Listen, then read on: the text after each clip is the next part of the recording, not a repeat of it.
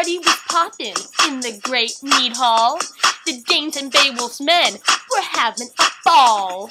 Well, now the queen gave Hrothgar some beer, and he drank it down with festive cheer.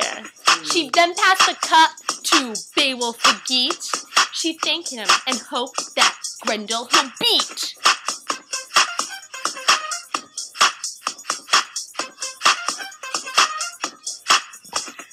Beowulf took the cup to make a toast. He praised himself, and he did boast. He promised to defeat the great Grendel, or meet my death in the mead hall. To this the Danes cheered, for they no longer feared.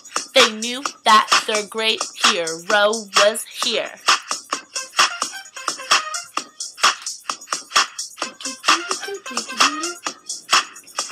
The party settled down and they all went to bed. Beowulf's men hoped that they wouldn't be dead. Later that night, Grendel crept into her rot. He grabbed quickly at Beowulf, and then they fought.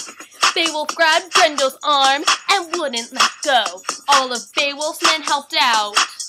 Bow show!